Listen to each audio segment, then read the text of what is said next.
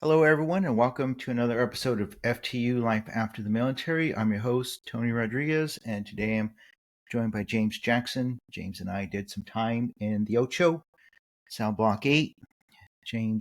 I think James is a success story on how to transition properly out of the military. So I wanted to have him on here so maybe he could provide some advice to guys who are still in and maybe to some people who are out and might have a little bit of trouble finding a job right now.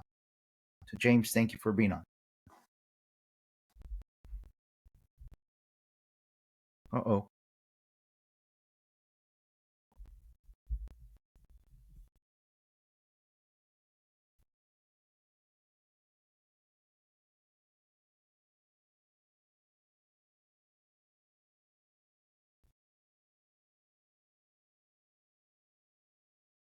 You know, that one just booted me out. Like, Okay, that's okay. So, so I'm going to keep the this in here in the video because this is like the third time we've tried this with James, and right now I just want to show his persistence of who James is just being on here. Because if I was James, I would have already said, "Hey, you know what? I've had enough of this, fat boy. I'm out of here." go out. Yeah. So thank you, James. I'm sorry, Riverside. I don't know. It has been acting up a little bit lately Okay. with the connections. The last podcast I did, my guest did have some trouble logging on, so it's not the first. I might have to look into another program. We'll Okay. see. So Um, again, thank you for being on. yeah. No, thanks for having me. And it's been a while since we saw each other from the Ocho. Yeah, I guess we can get sort of right into it. So I transitioned a little bit after you did. Um, Sort of on the same premise. Wanted to take my team one last rotation. But obviously, during that rotation, I had some time to think and realize that maybe my time was coming up. I think I was at when we were in Panama. I think I was at like maybe the 18-ish year mark, and just realizing that maybe when I got back, it's time to get off the team. Give my spot to someone else that was deserving, that wanted to take a team, and then look for my proverbial retirement job. So when I was down there, I was sort of talking with the first sergeant at the time, which was Tim Smith, and was like, "Hey, man, like this is my last go around. I'm going to try to knock it out of the park, because my team obviously still have careers after me, but like for me, I'm done hanging up the jacket as soon as we get back. Like, so just giving him a heads up." He's like, "No worries." And sort of supported the idea and sort of the glide path. And I think it was when we were coming back, we were doing our ACFT or whatever the PT test was called back then. And I saw Mr. Cotton. And I was joking with them and I said, "Hey, when are you going to get my retirement job ready for me so I can take over the language program?" And he's like, "Funny story, come see me, later. We'll talk about that." And ended up, having to go up to brigade and talking to him again. And so happens that the language NCO that was there was leaving. And so I ended up taking his job, which actually was a perfect retirement job because I was able to sort of control my own schedule as long as like the language was running and everyone had what they needed. And it allowed me to sort of actually take a knee and focus on myself for once, which is obviously counter than the military. And even in special operations, yeah, like you take care of yourself, but it's still about your guys, still about the team, still about the mission, still about the company and everything else like that. And, they do put an emphasis on like take care of yourself, but it's always like you're the fifth or sixth remove. But that was the one time where I was able to be like, okay, everyone got what they had really quick and go focus on me. Um, and during that time, I was like, okay, cool. Now I know I'm getting out. What am I going to do? What am I what like at that time I was actually finishing up my degree because I was what I call myself as a career learner. So I have actually I think it's like 100, and when I finally combined all my transcripts, I think I had like 156 hours of undergrad credits, but it was over three different degree paths. I started off in business administration, and then when I came over to CA, I was going to go to SOCM, so I wanted to do like A&P and biology and all that stuff prior to actually going to the schoolhouse. And so to do that with TA, I couldn't do business admin and then take an A&P course or something like that. So I ended up switching to bio as my degree path, so that way I could start taking medical courses. And then when the brigade decided to keep me in pre-socum for like 2.5 months, almost 3 months, I was like, yeah, I'm not doing this either. Like, I'm not going to just sit here and just do, you know, med calculations and drip factors and all that other stuff all day long. So ended up pivoting and going to the OTRA after that and be like, okay, it looks like Sockham's not in the cards if you guys aren't going to send me then. Um, and then as I was going, I was like, well, I had some criminal justice prior to that. So then I switched it back to criminal justice. And as I was transitioning, I was like, okay, I got to have a degree because even though I have the credits for a degree, I don't have a degree, and I didn't want to get like a life skill degree because my electives were filled up 4 times over. But I was like, what is the degree I had the most credits in? And it happened to be criminal justice. But I still needed to do 18 classes, not credits, but classes to sort of graduate. So I pretty much did that all in 1 year. So I was taking, when I was in Panama, I was taking 5 classes. But before I left, I was taking, I think, 3 or 4. Took 5 when I was gone. Took 4 when I came back. And then during the last like year was finishing up before I actually got out was finishing up the degree. So I ended up finishing up with my criminal justice degree. And I was like, cool. But obviously, with everyone that spends a lot of time in the military, their back hurts, their knee hurts, their hip hurts, their shoulder hurts, their everything hurts. So I was like, well, I can't be a cop. So, like, what am I going to do? So I was like, what am I going to do with a criminal justice degree and a broken body? So I was like, well, the corporate world's full of business, so let me like go into business because I always felt like in the military we do the verbs, with mission planning, with opcoms, or with planning and all that other stuff. We do a lot of things that are in the business world. It's just our nouns are different. And so I was like, okay, well, cool. I'll go to business school. That seems the most appropriate. And so I was like, well, while I did have good grades in my undergrad, I was like, just sort of newly a graduate of my bachelor's degree, like what business school is going to want, a 40-year-old man that just got his degree and stuff like that. So I applied to some local schools first. And then I was like, I think I'm going to get into these schools. So let me like keep going up the list, like we do in SOF, like we plan for COAs and things like that.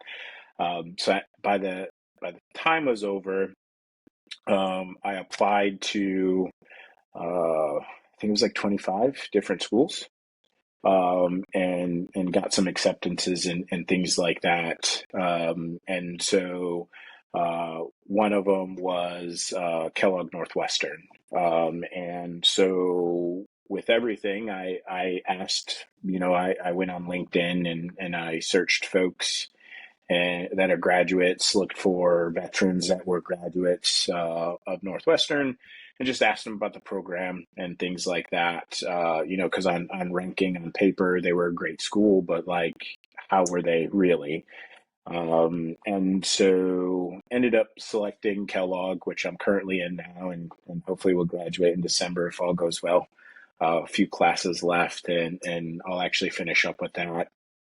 But yeah, glad I went. The motto is that, well, their motto is high impact, low ego, and so far everyone that I've encountered, that's an alumni or a professor or even a student, have been really impactful and very, very, very low egos. And it sort of reminded me of being in soft, but like different because we have egos and everyone, is like, I'm the best and we're the best and, we do better job than you and our mission's more important. But just the level at which we operate and they operate, like they're operating at Kellogg, was very similar. So I'm glad that I went and did it. Yeah, so I'm actually really glad that you went to Northwestern and you applied. What I have found is that a lot of times as veterans, we sell ourselves short, Hmm. right? And so, look, my degrees are from like small colleges, right? Because for me, that's fine because I'm the first person in my family to graduate from college, Okay. Yeah. right? And my daughter's the second one, on both sides of the family.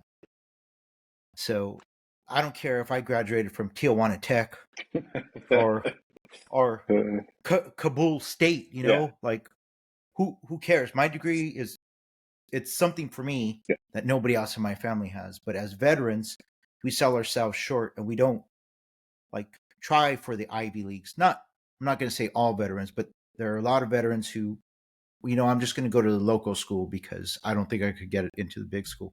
Apply. What's the worst that they're going to say? No. Yep. And even with that, most schools nowadays, like, you're a veteran? Yes, we want you here Yep. because it makes us look better. No, and to that point, like one, everyone gives free applications, so it only costs your time, right? So you don't have to pay the application fees. You have to write a couple essays, get some letters of recommendations. I even think I used you as a letter of recommendation as I was applying for a lot of schools. Yeah, Um, because you were running out of people. So it's like, yeah, I had to go down the list. I'm like, okay, who's gonna say something semi decent about my time? But no, and I also tell other veterans, I'm like, what are you trying to do, right? Because if you already have like what your end goal is in mind, going to a lesser school is okay because math is math and MBA is an MBA. Yes, Kellogg has some world-renowned professors. Ivy League has uh, renowned professors. But at the end of the day, it's the network that you can tap into, just like a soft network, right? It's like who can you call and pick up the phone when you need help or you need a question answered, and who's going to pick it up, and not making fun of like Tijuana Tech and things like that. But an MBA from there is similar to the MBA at Kellogg. We all do DCFs. We all do the same math. But it's just the everlasting network. So if you're looking for something like that, then yeah, shoot for the stars. That way, if you are shoot for the moon, and if you don't make it, you'll land in the stars, or you'll at least be in the outer space and things like that. And especially nowadays, I think a lot of schools and the corporate world are really not only just from the benefit of having veterans, but they're starting to realize the training that we get and the skills that we do have, and they're trying to bring that in to show the younger crowd like how to operate or how we think and things like our planning methodologies and things like that because it does align with corporate strategy. so another thing, we were talking about this before we started recording, is the people in my cohort, um, they really stress about Yeah. the coursework, right? Every class, so they're stressed out. And I'm the only person who's like, whatever, Yeah. I don't really care. Like, it'll be all right. Like, it's a pay. Nobody's shooting at me. Hmm. I don't have to jump out of a plane. I'm not walking through the Amazon, No. right? All I got to do is write a paper. Like, yeah, whatever, man. It'll be okay. It's not that big of a deal. And I think it's just a different mindset where we can not worry about the small things. Yeah. it'll buff out, right? We're all going home at the end of the day. Yeah, it same. Like another thing I liked about Kellogg, especially so I'm taking the executive over full time just because one, I'm a little older, and you know, typically a little senior, so I wasn't trying to pivot per se.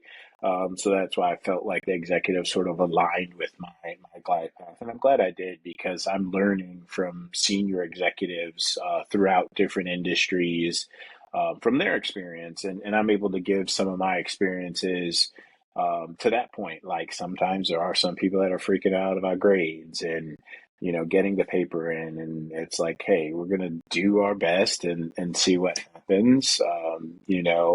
There have been failures, not for me or my special cohort, but there have been some washouts, like with every program you're in. But it's just just taking that mindset forward. So, can you tell me a little bit about where you're working now and like what led you down that path?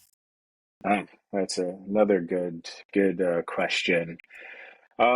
So this will actually start before I transition. So I actually did my skill bridge through um, hiring our heroes. So I did their little cohort, and from there, JP Morgan and Chase took me on as a fellow.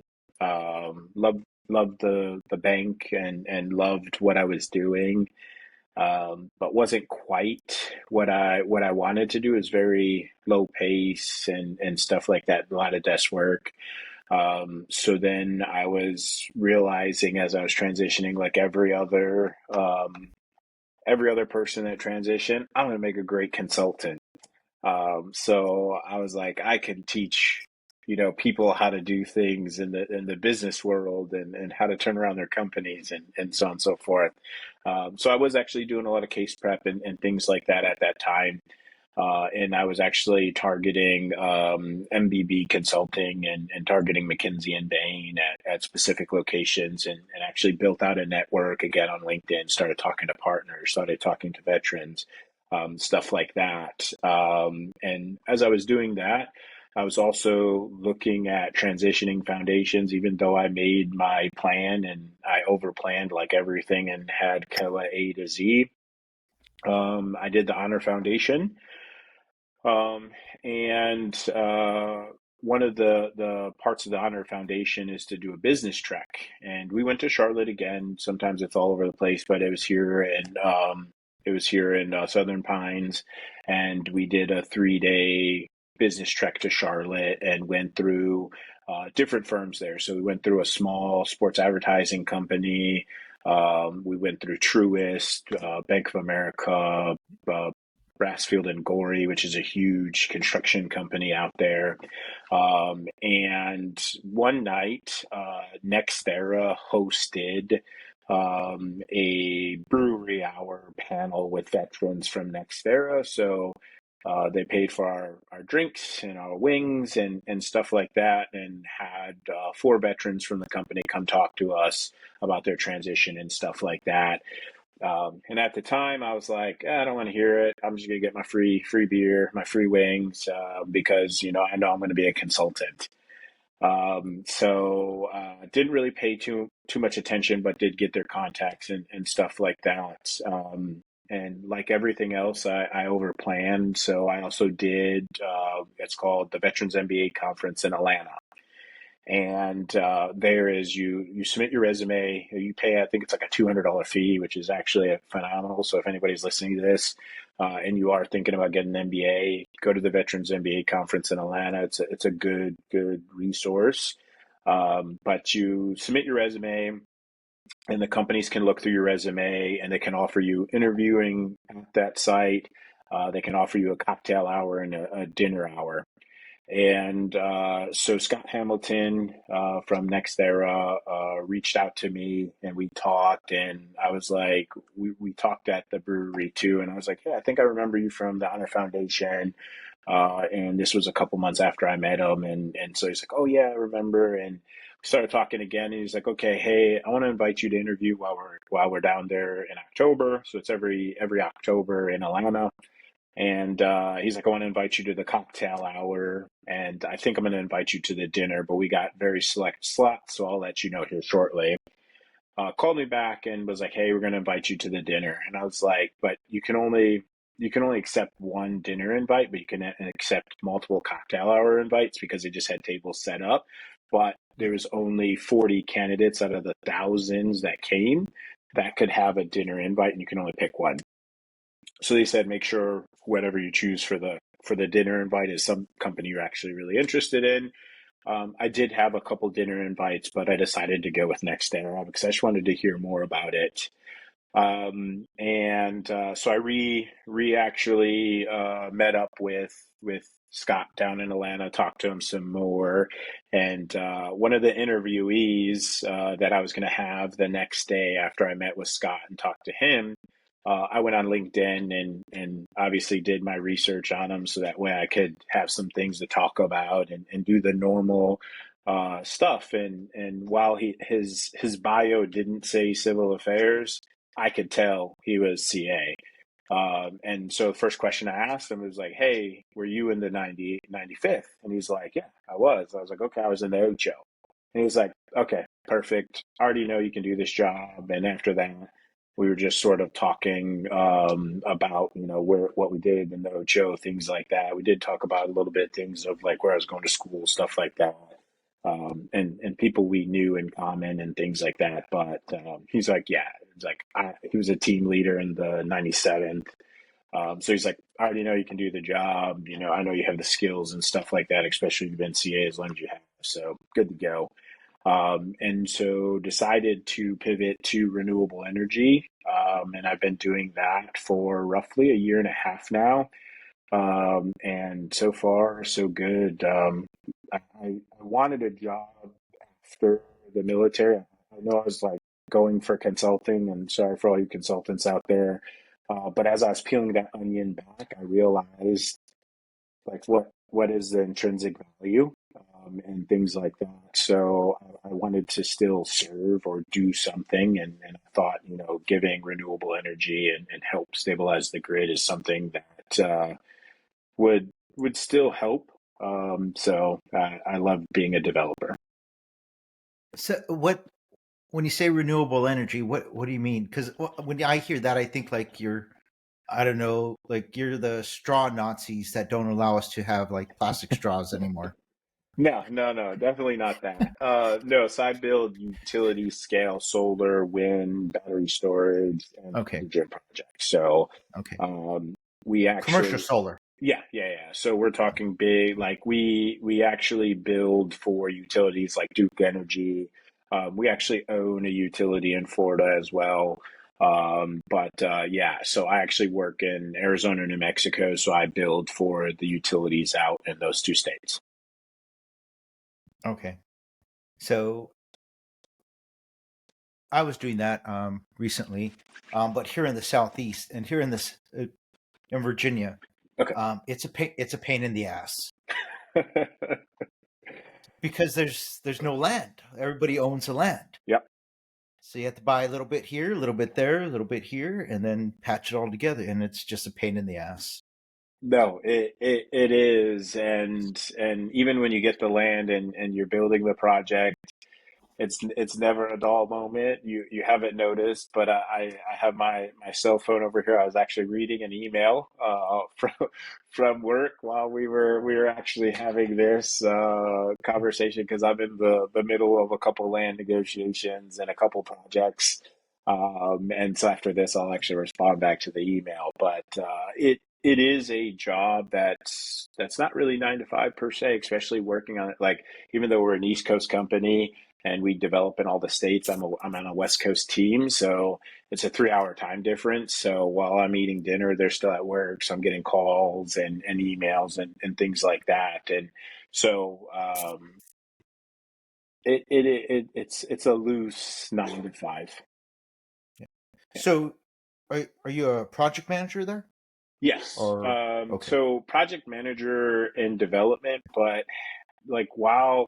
I think of project manager as sort of, so I'm a senior project manager, but that's more of sort of a pay grade per se, Yeah, because we're all developers. So we have different levels of project managers, but even a project manager or assistant project manager or a lead project manager can have their own projects and they control them and everything else like that.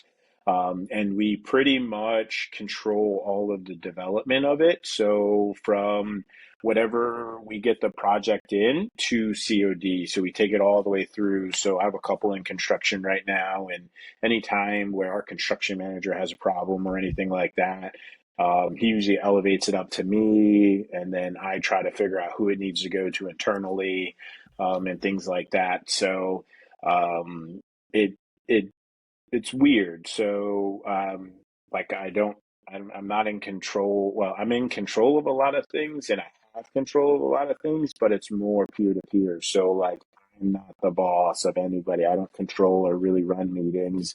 yeah, It's just really collaboration between all of us. yeah. No, I had Marilyn on here recently, Okay. and Marilyn has worked her way up. I don't even know what her title is anymore. I think it's like God level of director, project Gotcha. manager. Shut up. What are you doing? He's What are you doing? Stop fucking around back there. What is he fucking doing? He's like barking at you guys. Okay, sorry about that. no, that's okay. He's doing what he's supposed to do. He's Yeah, protecting the but family. so yeah, crazy story about that Sarge. He's actually a service dog. I just got him. Sarge, place.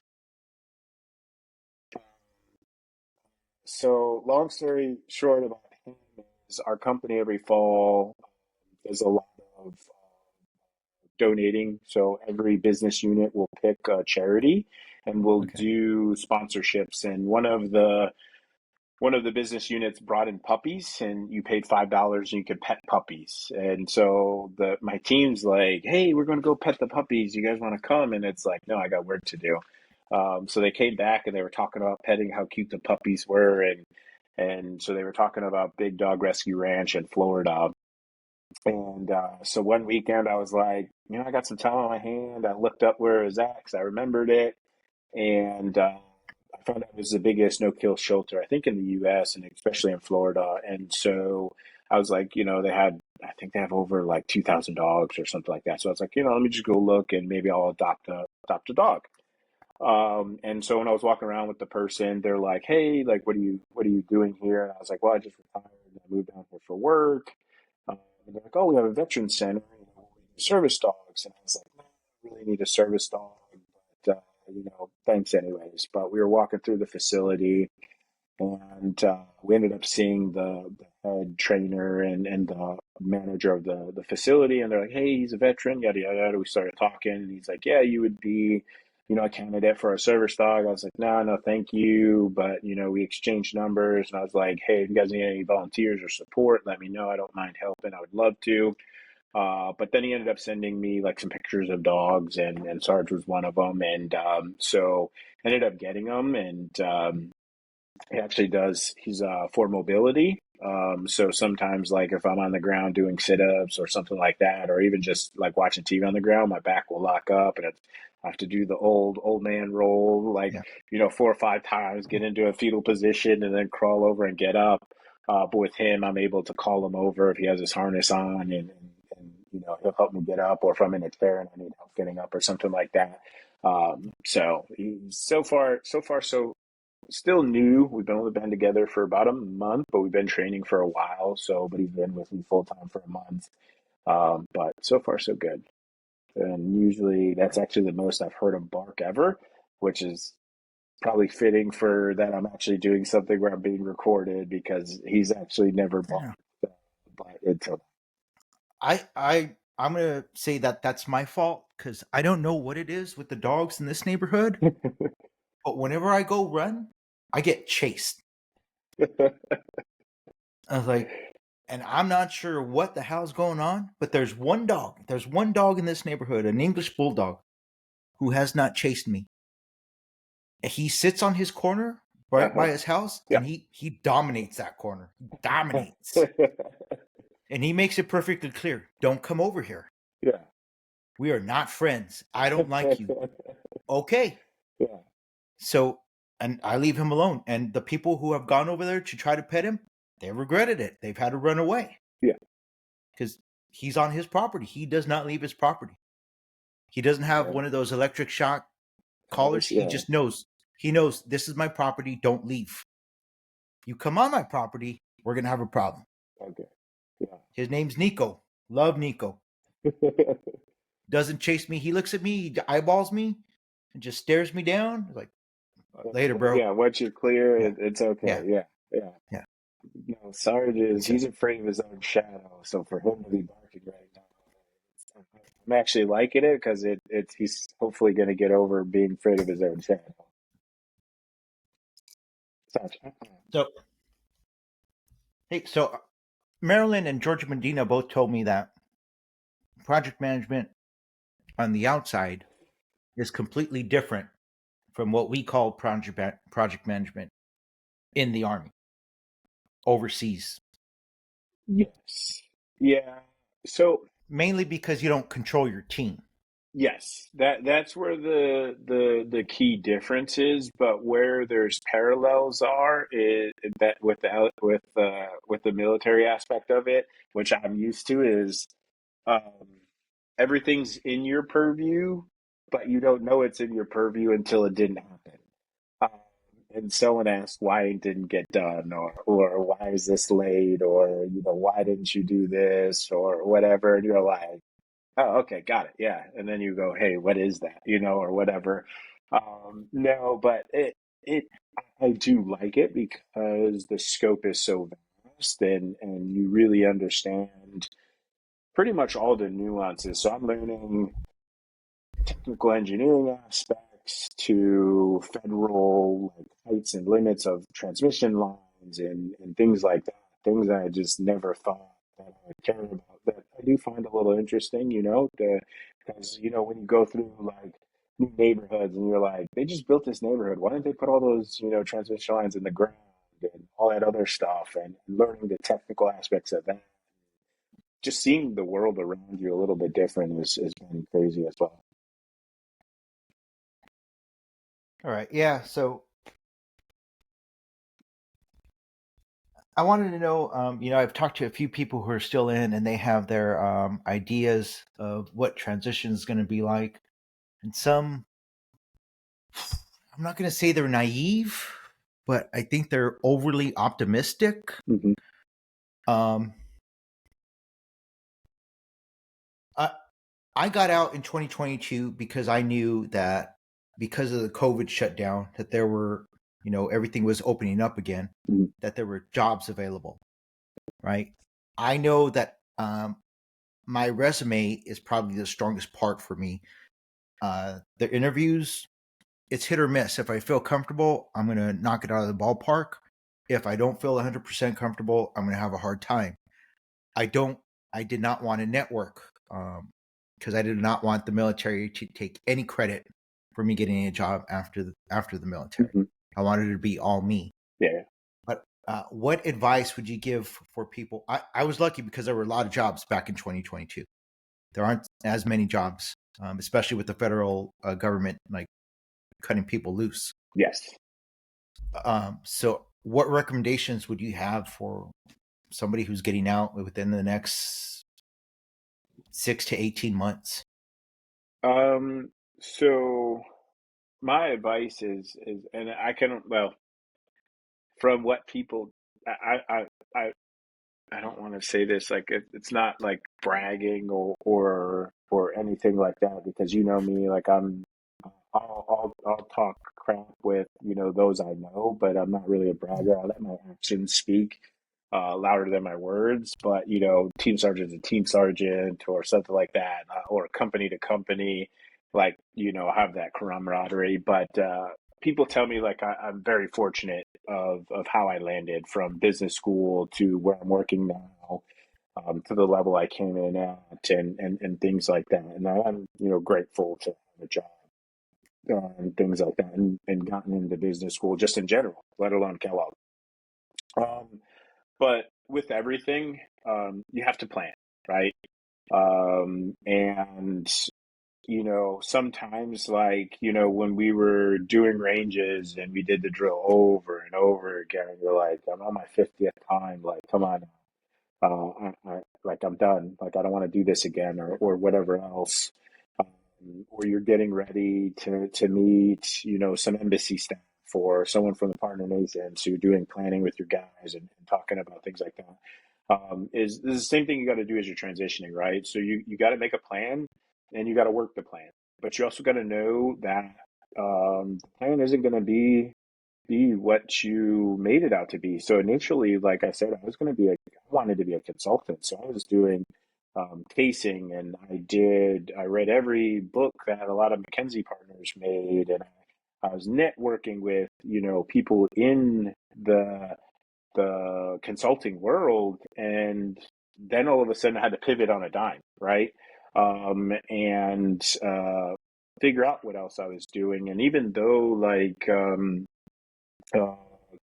guys and gals that are transitioning, they're going to have a plan. You just got to know that your plan may not work out the way you think it's going to work out, and that you just have to be open to opportunities. So, like for instance, when I first met NextEra, I almost blew them off, and well, I mean, I did. Arguably, I did. Like, I didn't take it as serious as I should, and the opportunity was right in front of me. It was when I decided to go back to the Veterans MBA conference, where I re-engaged with them and did a little bit more research on the company and the space and everything else like that. Where I was like, wow, okay, this company's huge and it's very impactful, and things like that. Um, so I would just say make a plan, work the plan, but also know that if you see that you need to pivot, don't be afraid to pivot. If you don't like networking, or you don't want to network, then figure out other ways to do it, or what you're going to need for your end result. And for me, so like I split time between North Carolina and Florida because my family's up here, because they're still in school, and things like that. But I call it sort of a long deployment because I've been down in Florida, arguably not in Florida as much because I'm gone all the time for work. Um, but it was like those sacrifices, and some of the veterans that get out, they put themselves in a box, and not only put themselves in a box, they put themselves in a very, very, very small box. Like, I want to be a nuclear physicist in, Fayetteville, and I want to live on X Street, and it's like, that's great and all, but like, do that for the first month. But when you realize that there are no nuclear physicist jobs in Fayetteville, like, open your aperture, right? Like, it's cool to have that 5 meter target of what you really want to do, but you have to know what your why is. And my why was to be able to take care of my family, and things like that. So my why was big. Like, I told myself I would move to North Dakota for the right job. Like, arguably, I wouldn't move to Dakota to make, $45,000 a year, just because while I would live there, I would want enough money to be able to travel to Hawaii for a month to sustain living in North Dakota, right? Or like if I went to New York City and worked, I couldn't make $150,000 because that's like poverty, not poverty. Don't get me wrong, everyone in New York City that only makes $150,000 or less, but it just it I had to make sure that my goals aligned with my why, and that whatever the role was adequate, and I didn't want to limit myself, um, for like remote work or something like that. Because what I love to work, actually, arguably, I don't think I'd be as productive or as good from working remote than I am in the office. But my company allows like remote work. So actually, like if you need to take care of something or you need to work remotely, there's no like hard policy, and so they make exceptions here and there. So that's one thing I do like. But yeah, just didn't limit myself. So, yeah, so I had two comments. One, yeah, I remember you talking a whole lot of trash to the other team sergeants. Uh, Got to keep them on their toes. well, one time specifically when we were up at Camp Butner, and I forgot you guys were doing some sort of range, and here comes the battalion commander and battalion sergeant major. Oh Somebody says yes. something to you, and I remember distinctly coming out of your mouth something about your mom. It's like, awesome. I Well, think your mom fish came out of my yeah, mouth next to yeah. the command team. Yes. So James has gotten a little better, but It his was okay. The filter, BC, the yeah. BC loved it. The BC loved it. Yeah, no, James has gotten a little bit more corporate friendly. Still a day-to-day growing process, but yes, haven't been sent to HR yet, not that I know of yet, but yeah, uh, Yeah. good times.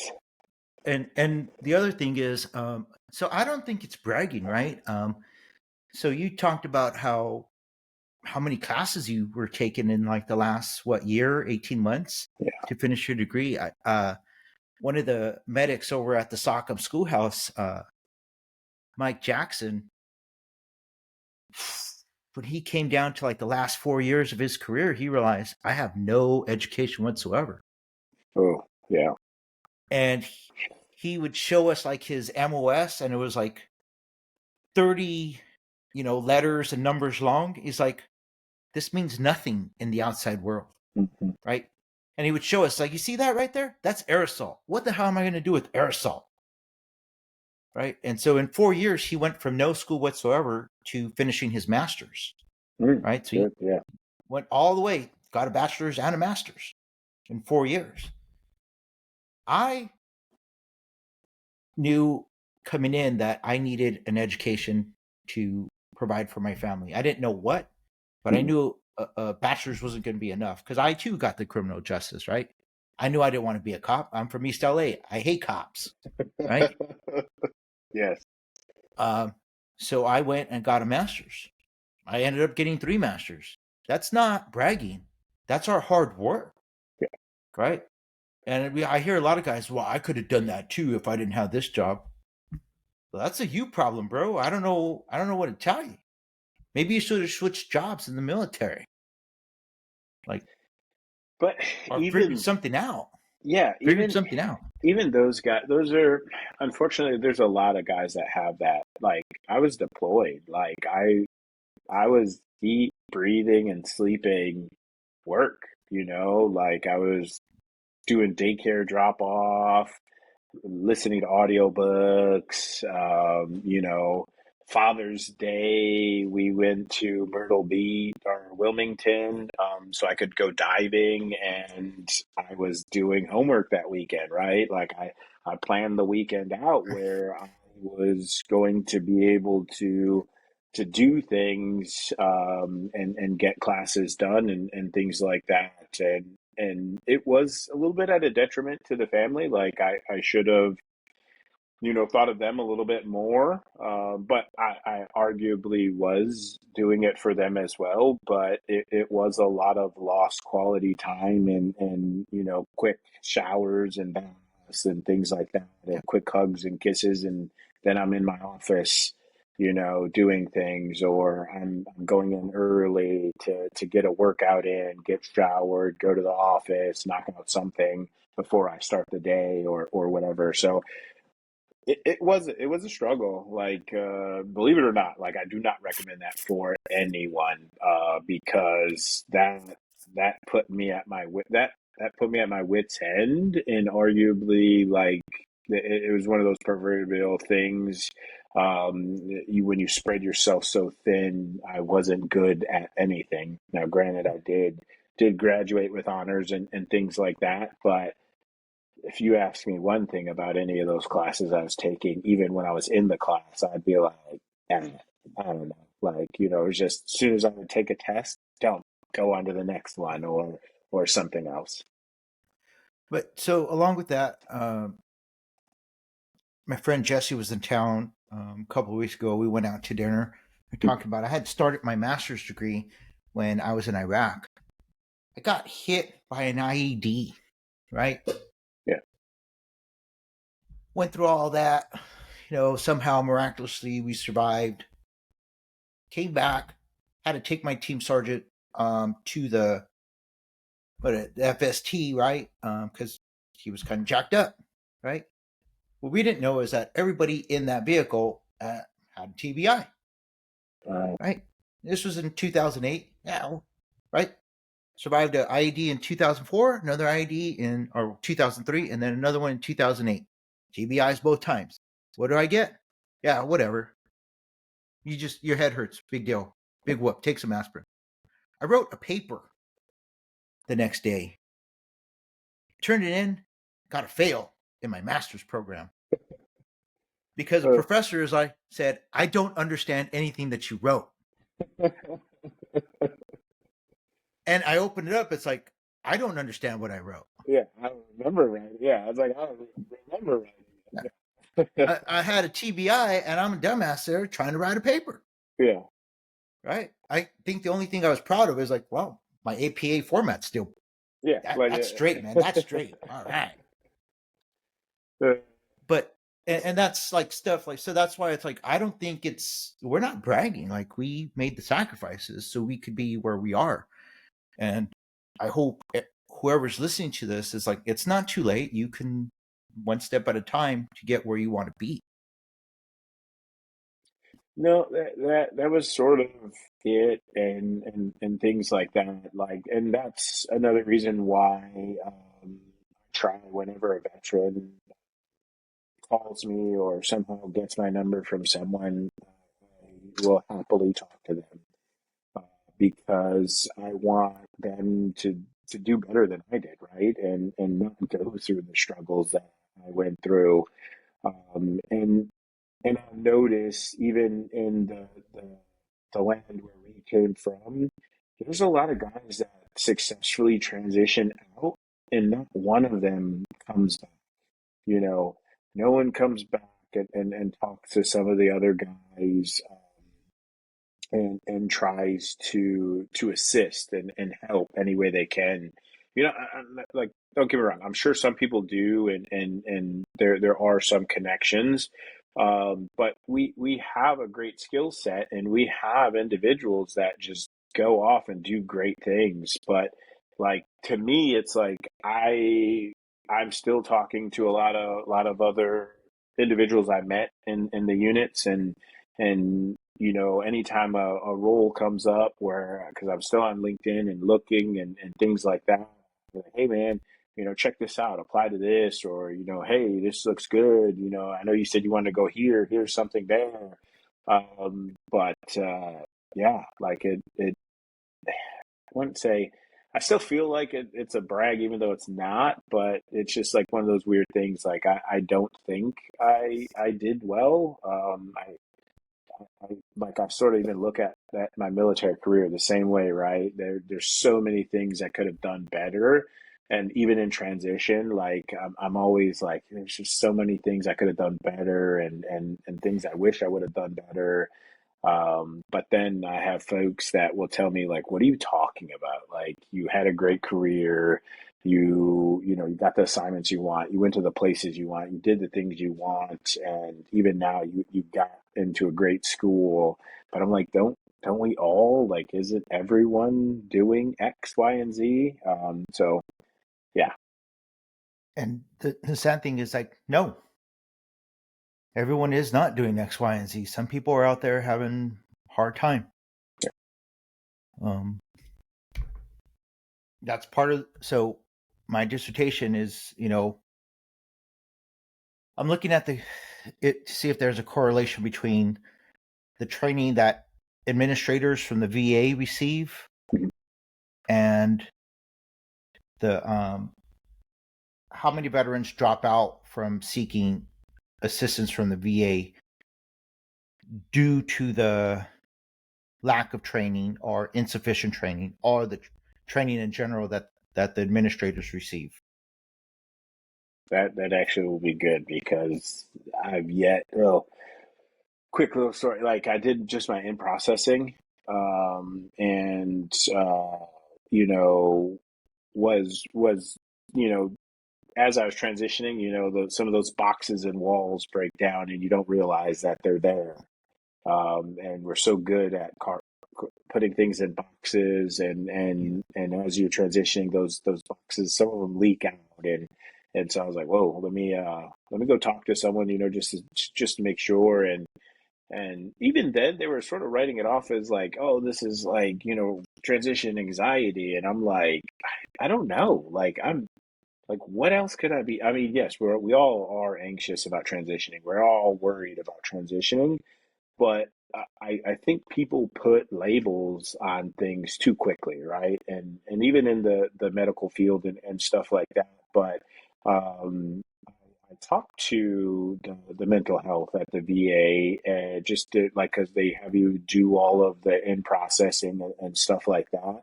And they were like, "Hey, do you want to talk?" And I was like, "Nah, I think I'm good, but like I'll do the intake and stuff like that." But the ladies like were just so nonchalant, like, oh, "Okay, here's your intake, like so on and so forth. Like we're check up in like 3 months," and I'm like, "Okay." Um, and then she calls me back and she's like, "Did anything change?" And I'm like, "Yeah, I'm like going to business school. I'm learning a new role. Like I'm in a different environment, and more boxes are sort of crashing in." And she's like, "Okay, sounds good. Maybe we're checking in like 6 months now." And I'm like, "Did you not just hear what I said? Like, Yeah, what are you talking?" So I was like, yeah, whatever. Like, this is the proverbial, like, drink some water, take some yeah, ibuprofen, and everything will be all right. So I was just like, whatever, I got this. Like, I've been trucking through it, putting more things in boxes. But I would say for those that are listening, and if I can give anything from this interview, is one, look me up on LinkedIn, James Jackson, and things like that. If you need anything, please reach out, and I will help you any way I can. And the other thing is that don't be afraid. Like, we're all strong, and until that critical turning point, right? And you don't know when it's going to happen or hit or anything like that. There's varying degrees of mental health. There's some that are functional, and some that are non-functional, and so on and so forth. I'm not an expert, but I know that, like, I was good, but boxes were cracking and things like that. And I was like, well, maybe I'm not as good as I thought I was. And so helping and talking and leaning on people is always good. yeah. So, my new job that I started, there's a lot of presentations that I have to do, and so my new boss was asking, so are you stressed about it? Are you nervous? It's like it, it's kind of. I told him it's like kind of like the Avengers movie when the Hulk finally joins the Avengers, and he Mhm. tells them, "That's my secret. I'm always angry." Right? At a time, it's like that's my secret. I'm Uh, I'm my nervous system is so whacked, so like because of just being in the military that I am always jittery. It's always maxed out. yeah. So it doesn't matter what it is. It can be something just nonchalant, like somebody touching me on my shoulder, and it just goes red lines, right? Mhm. Freaking out. It's like, so yeah, briefing is no problem anymore because I'm freaking out all the time. It's So your how new is that any normal. different? Yeah, Yeah. how is that any different? Like, Yeah. and I've just taken that attitude of, well, what do I care, right? Not that I don't care about things, but what do I care about other people's opinions? Mhm. That's just wasting time and energy. That's what I think. It's like, I don't want to be an ass to people, um, but I'm not going to sit here and worry about, like, do you like the way I present things? Like, if I'm presenting you some information, are you getting the information that you need? Yeah. Yeah. That's what matters. Who cares if I have the jazz hands? Yeah. Does, is that really taken away? If it does, I don't know what to tell you.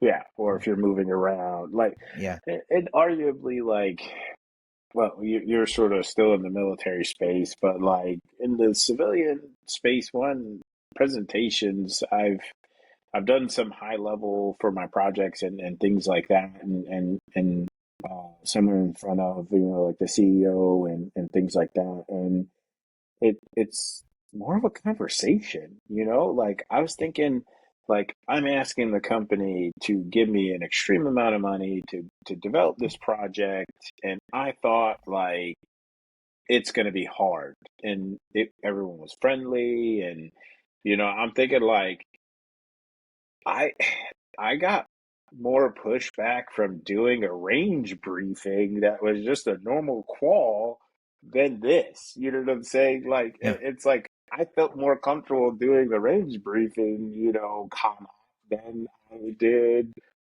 asking the company for an extreme amount of money to do my work. But it's quite the difference. I thought like the perception of the military is like, oh man, it's gonna be so crazy. But and I think that actually helps. Like if you get into a good company or a good culture, once you transition, that will help you as well. Because I thought in my company it was going to be very competitive, and like people are going to try to. It's going to be very political. But ironically, it's super collaborative. It's not political at all. And if you have any problems, there's like 15 people that will drop what they're doing to help you at any time. And sometimes even after work hours, when I'm trying to get things done, I can always hit someone up on Teams and just ask them questions, and it actually sort of helps bring that anxiety down, I think, and I would say always madness, because I'm the same way. Like if everyone that knows me knows I have normal and have angry, there's no in between. yeah, and that's fine. Like we're just people. Yeah, I was went to the ACDC concert this past weekend. Um, Friends I haven't seen in a while, in a couple of years, and they were saying, you're a good person. And I was telling them that I'm not a good person. They misunderstood me. I don't think I'm a good person. I don't think I'm a bad person. I'm just a person, yeah, right? And I'm just trying to do the best I can, which I think that's what most of us are just trying to do, is just live the best life we can and just do the best we can each day, moment to moment. yeah, exactly. Some Sometimes do good things, sometimes do not so good things. You know. Yeah, no, Sorry about the not so good things. yeah, and they come, right, and it's sort of how you do with them, and especially like in transition, you're gonna have bad things, right? Like and not so good things. Actually, I would say when you finally like sign out, right?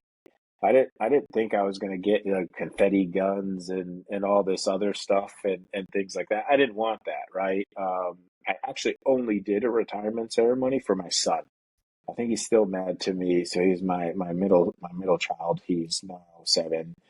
And when I told him, like, because we don't well back then we didn't really wear a uniform as much, so he's like, when I told him, I was like, hey bud, like I'm not gonna be a soldier anymore. He's like, no, you're gonna be a soldier. And I was like, no bud, like I'm retiring. He's like, no, you can't retire because you're a soldier. And I'm like, I mean, no, bud, like it's time for me to get out. And he was like really like visceral mad at me. He's like, no, you're a soldier, dad. And I'm like, but like sat him down, talked to him for a little bit, and the only reason why I did a retirement ceremony was, for him. And when I was organizing it, folks were like, "Hey, a lot of the battalion's going to be gone, the brigade. There's a training exercise." I was like, "Look, I don't care if it's me and my son in that room. That's all I'm doing this for. I'm putting this uniform on one time for him. Like, I don't care who shows up. As long as he's sitting there, he's seeing it. This is for him. It's not for me. I don't care. I'll just go off into the sunset and let you guys do what you want to do. I only am here for that." And he's like, "Okay, cool." And then back to the reason why we're sort of talking about that is when I finally signed out, they hand you that box and they're just like, here you go. And I'm like, okay, what next? Like what? And they're like, well, you're free to go. I was like, what do you mean? Like I'm done? And they're like, yeah. And I was like, well, what's in this box? He's like, oh, it's your parting gift.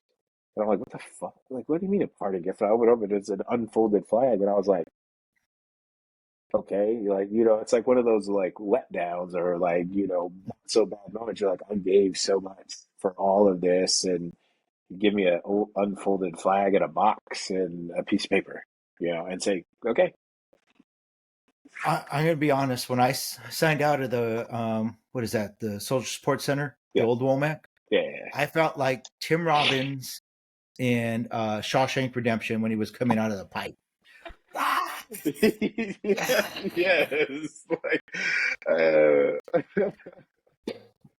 probably should have done that. It didn't, ironically, I don't think I've never had that moment yet. Hopefully I will. Like, I don't feel like I'm still in. Like, I know I'm not, but like, also arguably, I think I transitioned in my head when I was in Panama. Like, Okay, as yeah. soon as I was like, I'm done. Like, that was my transition, right? Like, after that, it was like, okay, now it's time to work, you know? So I didn't have that moment, or did I throw my boots over a line somewhere? But I probably should paint them pink or something like that. Just throw some of the old boots over a line somewhere. All right, so we're about at an hour now, and so try to keep these at about an hour because if that one episode with Georgie and Eli went 2 hours, that's the least downloaded episode. Yeah. Um, this at this point in the podcast, are there any shout outs that you want to give to anybody or any businesses that you might want to recommend or think people should know about? No. So the only shout out I just want to thank when you and everyone else, you for doing this and taking your time for doing this and anybody else that, helped me in my career and mentored me and really to anybody that's transitioning or still in or anybody that needs any help. If you need anything, let me know. I'm more than willing to pick up the call, and the phone. And as for companies, um, say the bias. I love mine.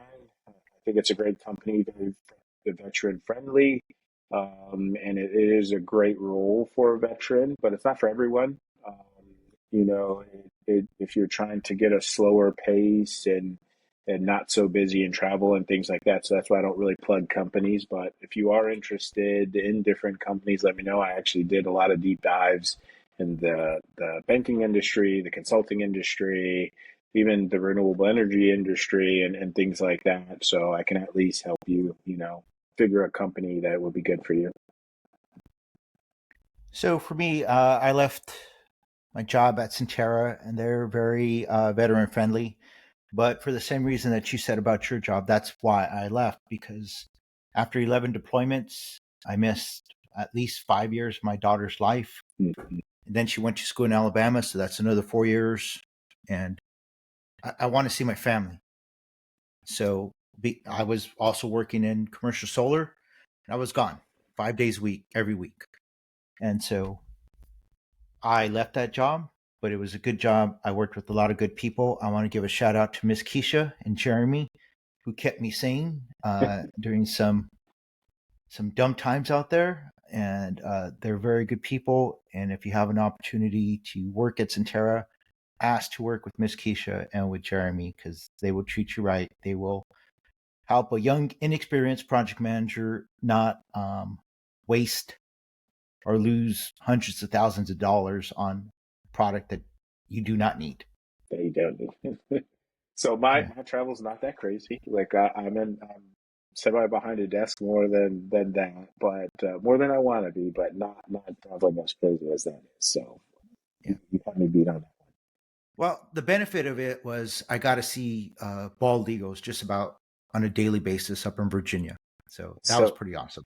that is cool until you control the project, and then you're like, so in Arizona we got to deal with burning holes and things like that. I love animals, but I'm like, if like when we do an environmental study and you see a burrowing a hole or something like that that stops the project. And then you have to mitigate it and see if you can. And so, yeah, but Yeah.